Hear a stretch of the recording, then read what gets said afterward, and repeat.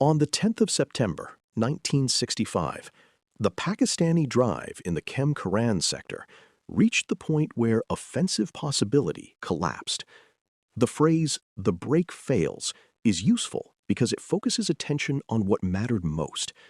Pakistan did not need merely to fight bravely or seize pieces of ground. It needed to break through the Indian defensive system and open the road toward Bikiwind, Harike, and the Bios crossings. By the morning of the 10th, that prospect was fading fast. The battle did not end in one clean cinematic moment.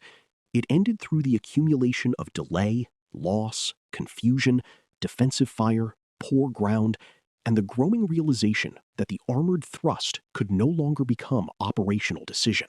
If you would like to move beyond the podcast, you can see my available books at militaryauthor.me.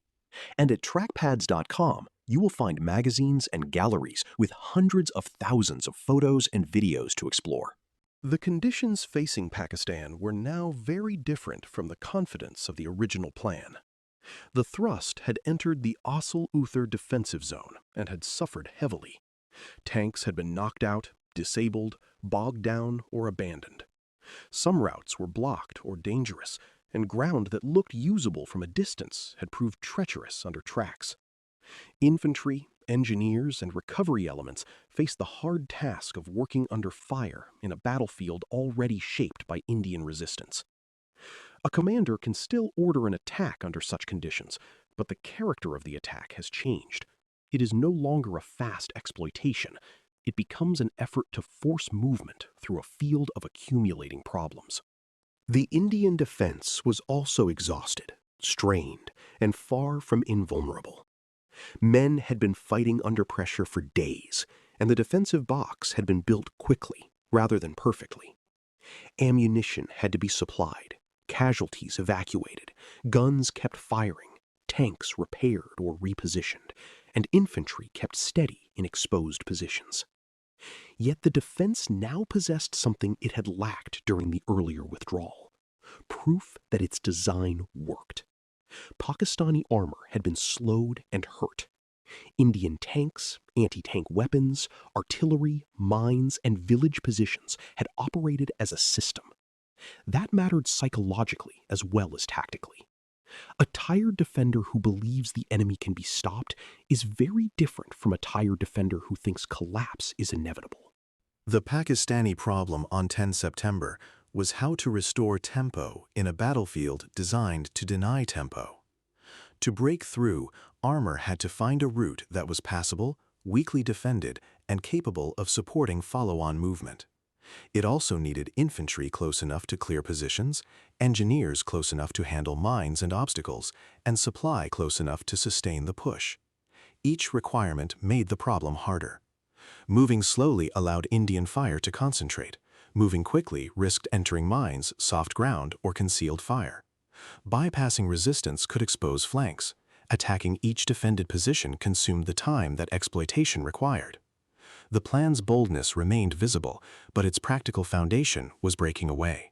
Indian commanders had to resist the temptation to leave the defensive system too soon. When an attacker begins to falter, a defender may feel the urge to counterattack broadly, chase retreating units, or move armor into the open. Sometimes that is exactly the right decision. At Asal-Uthar, the key was to preserve the conditions that were already destroying the offensive. Indian armor was most effective when Pakistani tanks were slowed, exposed, or channeled. Infantry positions were most valuable when they continued to anchor the box. Artillery was most useful when it struck concentrations and routes.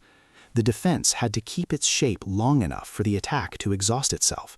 Patience was not passivity, it was control. The fighting on the final day remained dangerous and local. Pakistani elements still tried to push, probe, recover vehicles, and find ways through or around the Indian positions. Indian tanks engaged from prepared or concealed locations, while infantry and anti-tank teams held the close ground that made those engagements possible. Artillery continued to punish concentrations and likely approaches. In many places, the battlefield's earlier wreckage added to the difficulty. Disabled tanks, churned fields, blocked tracks, and uncertain mine locations made movement increasingly awkward. What had begun as a planned armored thrust now resembled a struggle inside a narrowing space where every attempt to solve one problem created another. The terrain completed much of the work that Indian preparation had begun.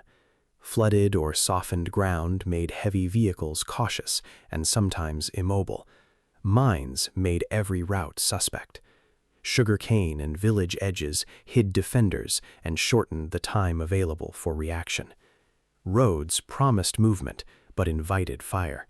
Even wrecked tanks could become obstacles that forced following vehicles to slow or shift direction.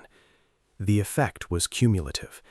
No single field, mine, gun, or village explains the whole battle. The failure came because all of them acted together against a formation that needed speed and coherence. The armored thrust was not simply defeated by being hit. It was defeated by being made unable to move in the way its mission required. This is the military concept of culmination, even if soldiers on the ground would not have used that word in the middle of the fight. An offensive culminates when it can still possess weapons, men, and courage, but can no longer advance effectively toward its purpose. It may still fire, resist, regroup, or hold ground, but the forward energy has gone. By the 10th of September, Pakistan's drive toward the Bayas line had reached that point. The tanks were not all destroyed, and the soldiers were not without bravery, but the offensive system had lost the ability to turn armored strength into operational movement. That distinction is crucial. Assault-Uttar was not a contest over whether tanks could fight. It was a contest over whether they could break through. The outcome also shows why local ground can have strategic meaning. Kem Karan itself had been lost by India during the earlier movement, and the battlefield situation in the wider sector remained complex. But the larger Pakistani aim had failed. The road to Bikiwind, Arracourt, and the Bias crossings had not opened. India had prevented a dangerous armored penetration from becoming a deeper rupture in Punjab. That is why Assault-Uttar stands out among armored battles of the post-1945 period. It was not merely a successful defense of one village area. It was the defeat of a plan that might have reshaped the war if it had preserved momentum for only a little longer. The material losses gave the battle its enduring visual force. Many Pakistani tanks, especially Pattons, were left destroyed, disabled, or captured in and around the battlefield, while Indian forces also suffered losses in men and equipment. Exact figures have been debated, and responsible history should avoid false precision when accounts vary. What matters is that the scale of Pakistani armored loss was large enough to shape memory, morale, and later interpretation. The Patton had been a symbol of modern armored confidence. At Assault-Uttar, that symbol was transformed into evidence that technology without favorable conditions can fail dramatically. The wreckage did not explain the battle by itself, but it made the lesson impossible to ignore. For the soldiers who survived the 10th of September, the end of the offensive did not mean the end of fear or hardship. Crews still had to escape burning or disabled vehicles. Infantry still had to hold positions in a damaged landscape. Medical teams still had to move wounded men. Engineers and recovery parties still faced mines, unexploded ammunition, and uncertain ground. Civilians still faced the loss of homes, fields, and safety. The battle's finality at the operational level did not make the battlefield clean. Victory and defeat both left wreckage behind. A serious account must hold together the defensive achievement and the human cost, because the same events produced both. In the longer evolution of armored warfare, the 10th of September at Assault-Uttar reminds us that tanks are most powerful when they are part of a functioning system, moving at a tempo the enemy cannot match. That was the promise of armored warfare, from the breakthrough dreams after Cambrai to the mechanized operations of later decades. But the same history also teaches that armored tempo is fragile. Terrain can slow it, mines can channel it, artillery can disrupt it, infantry can anchor resistance, and well-placed tanks can strike when movement becomes predictable. At Asal-Uttar, India did not defeat armor by denying that tanks mattered. India defeated armor by understanding what tanks needed and then taking those conditions away. By the end of the 10th of September, the door to the Beas had effectively slammed shut.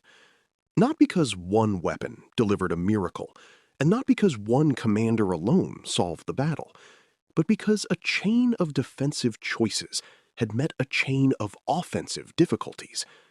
The withdrawal to Asal-Uttar, the mining and flooding, the defensive box, the infantry at Chima, the anti-tank courage of Abdul Hamid and others, the early resistance of Deccan Horse, the centurions of 3rd Cavalry, and the discipline of artillery and engineers all formed one answer. Pakistan's break failed because the battlefield had been turned against it. Asal-Uttar became a decisive defensive victory by proving that armored ambition, however bold, cannot survive without movement, coordination, and time. You've been listening to Famous Tank Battles. These battles were never just about machines. They were about doctrine, terrain, firepower, logistics, and the hard problem of turning shock into victory. For more military history writing and books, visit militaryauthor.me. And for magazines, podcasts, and a massive archive of military photos and video, visit trackpads.com. Thanks for listening.